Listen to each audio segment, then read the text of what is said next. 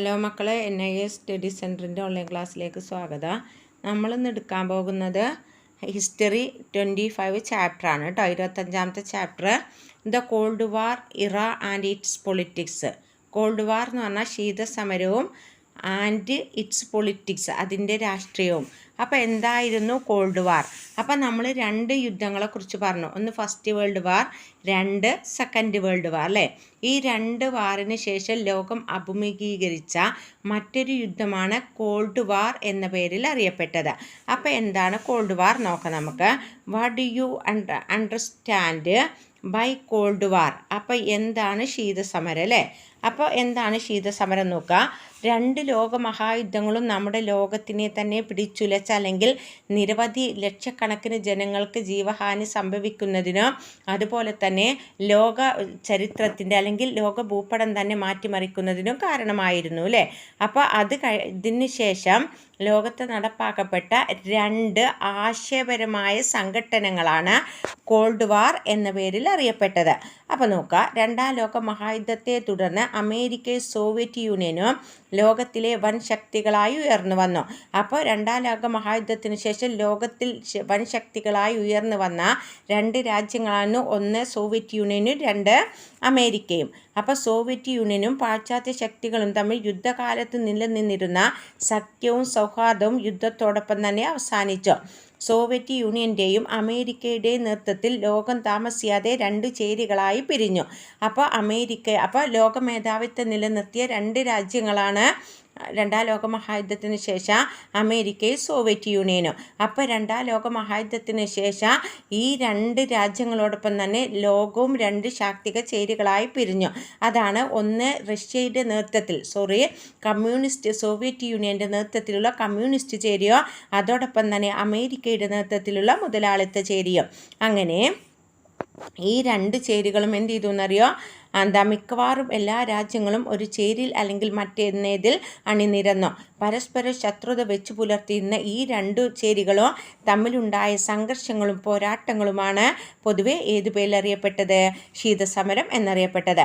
അപ്പോൾ മകളെ, എന്താണ് കോൾഡ് വാർ അല്ലെങ്കിൽ what do you understand by cold war? എന്താണ് കോൾഡ് വാർ കൊണ്ട് ഉദ്ദേശിക്കുന്നത് അല്ലെങ്കിൽ ശീതസമരം കൊണ്ട് ഉദ്ദേശിക്കുന്നത് എന്നതിനുള്ള മീനിങ് ആണ്. അപ്പോൾ രണ്ടാം ലോക മഹായുദ്ധത്തിന് ശേഷം ലോക രണ്ട് ശാക്തിക ചേരികളായി പിരിയുകയോ ഒന്ന് സോവിയറ്റ് യൂണിയൻ്റെ നേതൃത്വത്തിലുള്ള കമ്മ്യൂണിസ്റ്റ് ചേരിയും രണ്ട് അമേരിക്കയുടെ നേതൃത്വത്തിലുള്ള മുതലാളിത്ത ചേരിയുമായിരുന്നു.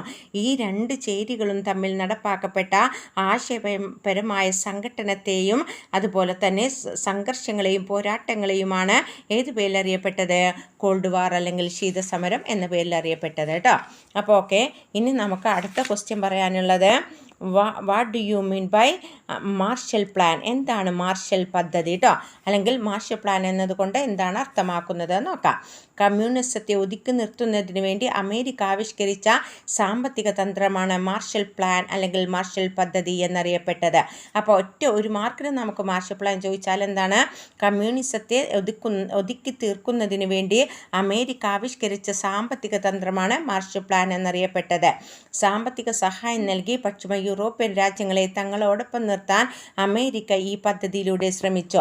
അമേരിക്കൻ സ്റ്റേറ്റ് സെക്രട്ടറിയായ ജനറൽ മാർഷലാണ് ഈ പദ്ധതി ആവിഷ്കരിച്ചത്. പശ്ചിമ യൂറോപ്യൻ രാഷ്ട്രങ്ങളുടെ സമ്പദ് വ്യവസ്ഥയെ പുനർനിർമ്മിക്കുന്നതിന് വേണ്ടി സാമ്പത്തിക സഹായം നൽകാൻ അമേരിക്ക തയ്യാറാണെന്ന് മാർഷൽ പ്രഖ്യാപിച്ചു. ഇതിനു പുറമെ സോവിയറ്റ് യൂണിയനെതിരെ നാറ്റോ എന്നൊരു സഖ്യത്തെയോ അമേരിക്ക രൂപീകരിച്ചു. അപ്പോൾ കോൾഡ് വാറിൻ്റെ ഭാഗമായി അമേരിക്കയുടെ പക്ഷത്തേക്ക് കൂടുതൽ രാജ്യങ്ങളെ കൊണ്ടുവരുന്നതിന് വേണ്ടിയോ ആ രാജ്യങ്ങളെ പുനരുദ്ധരിക്കുന്നതിനും വേണ്ടി അമേരിക്ക ഒരു സാമ്പത്തിക പദ്ധതി ആവിഷ്കരിച്ചു. ഇത് തയ്യാറാക്കിയത് അമേരിക്കൻ സ്റ്റേറ്റ് സെക്രട്ടറി ആയിരുന്ന ജനറൽ മാർഷലായിരുന്നു. ഇദ്ദേഹം കൊണ്ടുവന്ന ഈ പദ്ധതിയാണ് ഏത് പേരിൽ അറിയപ്പെട്ടത്? മാർഷൽ പ്ലാൻ എന്ന പേരിൽ അറിയപ്പെട്ടത്. Okay, next question. What is the mean by the Berlin blockade. എന്താണ് ബെർലിൻ ഉപരോധം എന്നതുകൊണ്ട് അർത്ഥമാക്കുന്നത് കേട്ടോ. അപ്പോൾ എന്താ നോക്കാം, പശ്ചിമ സഖ്യങ്ങൾക്ക് ഒരു സാമ്പത്തിക നവീകരണം ആവശ്യമായി വന്നു. പക്ഷേ സോവിയറ്റ് യൂണിയന് ഇതിനോട് താല്പര്യമുണ്ടായിരുന്നില്ല. മാത്രമല്ല ബെർലിനും പാശ്ചാത്യ മേഖലകളുമായി കരമാർഗവും ജലമാർഗവും റെയിൽവേ വഴിയുള്ളതുമായ എല്ലാ ഗതാഗതങ്ങളും സോവിയറ്റ് നിരോധിച്ചു. ബ്രിട്ടനും ഫ്രാൻസും ബെൽജിയവും ചേർന്ന് രൂപീകരിച്ച ബ്രൂസ്റ്റൽ സഖ്യത്തിനും ഈ ഉപരോധം എതിരായിരുന്നു.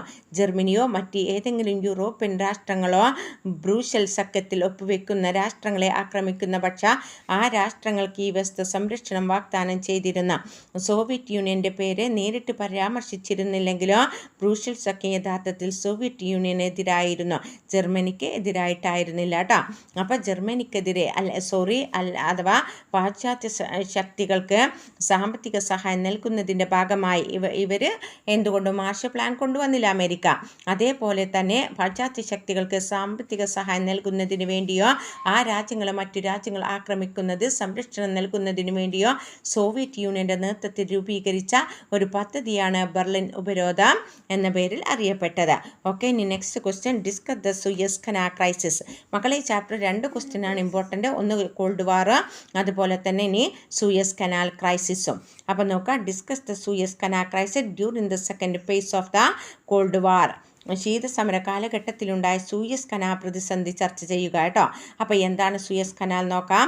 1952 colonel Gamal Abdul Nasser, general Muhammad Naguib എന്നിവർ ചേർന്ന് രക്തരഹിതമായൊരു അട്ടിമറിയിലൂടെ ഈജിപ്തിൻ്റെ അധികാരം പിടിച്ചെടുത്തു. പിന്നീട് മുഴുവൻ അധികാരവും സ്വന്തം കൈകളിൽ ഉറപ്പിച്ച അബ്ദുൽ നാസർ അറേബികളുടെ ഐക്യത്തിനും സ്വാതന്ത്ര്യത്തിനും വേണ്ടി നിലകൊണ്ടു. പാശ്ചാത്യ രാജ്യങ്ങളുടെ പിന്തുണയാണ് ഇസ്രായേലിനെ നിലനിർത്തുന്നതെന്ന് നാസർ മനസ്സിലാക്കി. അതിനാൽ ബ്രിട്ടനും ഫ്രാൻസിനുമെതിരെ ആക്രമണോത്സുകമായൊരു നയം അദ്ദേഹം സ്വീകരിച്ചു. സോവിയറ്റ് യൂണിയന്റെ സഹായത്തോടെ ഈജിപ്തിൻ്റെ സൈനിക ശക്തി വർദ്ധിപ്പിക്കാനും അദ്ദേഹം പരിശ്രമിച്ചു. 1955 September Gamal Abdul Nasser Soviet യൂണിയനുമായി ഒരു ആയുധ ഉടമ്പടി ഉണ്ടാക്കി. ഇത് അമേരിക്കയുടെ വിദേശത്തിനിടയാക്കും. ഈജിപ്ത് നൈൽ നദിയിൽ കെട്ടിയിരുന്ന അസാൻ അണക്കെട്ടിനുള്ള സാമ്പത്തിക സഹായം അമേരിക്ക നിർത്തിവെച്ചുകൊണ്ട് പ്രതിഷേധിച്ചു. അങ്ങനെ നാസർ ശക്തമായി പ്രതികരിച്ചു. 1938-36 മുതൽ ബ്രിട്ടൻ്റെയും ഫ്രാൻസിൻ്റെയും നിയന്ത്രണത്തിലായ സൂയസ് കനാലിൽ അദ്ദേഹം ദേശസാൽക്കരിച്ചു. അപ്പോൾ ഈജിപ്തിൻ്റെ ഭാഗമായിരുന്ന സൂയസ് കനാലിനെ ബ്രിട്ടൻ്റെയും ഫ്രാൻസിൻ്റെയും നിയന്ത്രണത്തിൽ നിലനിന്നിരുന്നു. 2ാം ലോക മഹായുദ്ധത്തിന് ശേഷം ഈജിപ്തിൻ്റെ ഭാഗമായ സൂയസ് കനാൽ പിന്നീട് ബ്രിട്ടൻ്റെയും ഫ്രാൻസിൻ്റെയും നിയന്ത്രണത്തിലെത്തുകയും അതുകൊണ്ട് ബ്രിട്ടൻ്റെയും ഫ്രാൻസിൻ്റെയും ആധിപത്യം സൂയസ് കനാലിൽ അവസാനിപ്പിക്കുന്നതിന് വേണ്ടി അദ്ദേഹം കൊണ്ടുവന്ന ഈജിപ്ഷ്യൻ പ്രസിഡന്റായിരുന്ന ഗമാൽ അബ്ദുൽ നാസർ കൊണ്ടുവന്ന രക്തരഹിതമായൊരു പദ്ധതിയാണ് സൂയസ് കനാൽ ക്രൈസിസ് എന്നറിയപ്പെട്ടത് കേട്ടോ. ഇതിൽ പ്രകോപിതനായ ബ്രിട്ടനും ഫ്രാൻസും ഇസ്രായേലും ചേർന്ന് 1956 ഒക്ടോബർ 29 ഈജിപ്തിനെ ആക്രമിച്ചു. ഈജിപ്തിനെതിരെയുള്ള ആക്രമണം ലോകവ്യാപകമായ പ്രതിഷേധമുയർത്തി. സോവിയറ്റ് യൂണിയനും അമേരിക്കയും യുദ്ധത്തിനെതിരെ ശക്തമായി രംഗത്ത് വന്നു. ഇസ്രായേലിൻ്റെയും ഈജിപ്തിൻ്റെയും അതിർത്തിക്കിടെ UN സമാധാന പരിപാലന സേന നിലയുറപ്പിക്കുകയും ചെയ്തു. അന്താരാഷ്ട്ര സമ്മർദ്ദത്തിന് വഴങ്ങി ബ്രിട്ടനും ഫ്രാൻസും എന്ത് ചെയ്തു, ഈജിപ്ഷ്യൻ യുദ്ധത്തിൽ നിന്ന് പിന്മാറുകയും ചെയ്തു കേട്ടോ.